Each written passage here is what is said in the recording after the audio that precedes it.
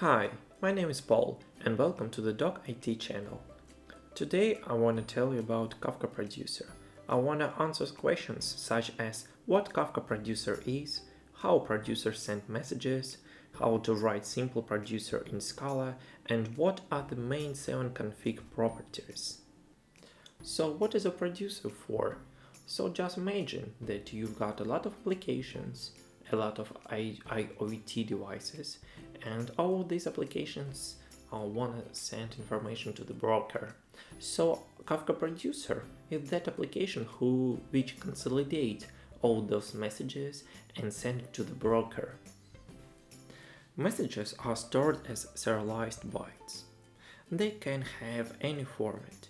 The most common are string, JSON, and ARRA. The messages always have a key value structure. A key or a value can be null. When the key is null, messages are distributed using the round-robin distribution. As you can see on the picture, Producer sends messages with the same key are in the same value in the broker. So this means that you send a message with the key A and you're sure that all messages in the partition A will be messages with the key A.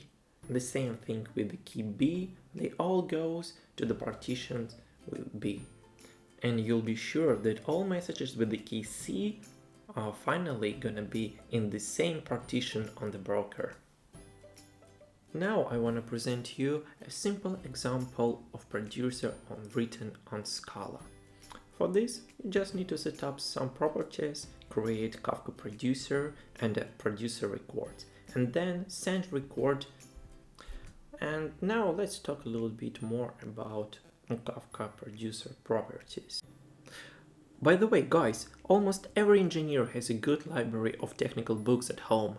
In the description, you can find a list of top books dedicated to this. So the first property is acknowledgement. The sooner the leader broker responds, the sooner the Producer can continue sending the next batch of messages, which reduce Producer latency. You can set a number of requirements acknowledgement with the Producer acknowledgement configuration parameter. By default, acknowledgement equals to 1, which means the leader broker responds sooner the Producer before all replicas have received the messages. In details about acknowledgement, you can find in the linked video. So next property is reties. Setting a value greater than 0 will cause the client to resend any record whose send fails with a potentially transient error. Note that this retry is no different than if the client resent a record upon receiving the error. Bootstrap.servers. It is a property, a list of host port pairs to use for establishing the initial connection to the Kafka cluster. Batch size. The Producer will attempt to batch records together for fewer requests whenever the multiple records are being sent to the same partition. This helps performance on both the client and the server. The configuration controls the default batch size in bytes.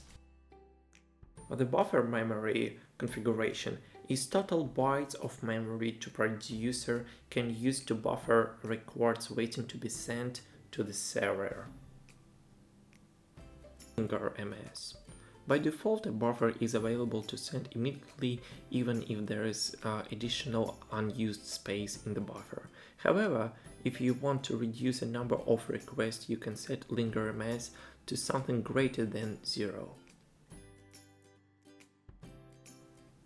The serializer property is instruction how to turn the key a value object the user provides with their records into the bytes. For example, it can be byte array serializer or string serializer. Thank you all for watching till the end. Please click like and subscribe this channel. For you just a few seconds, but for me it's a good motivation to continue create such videos like this.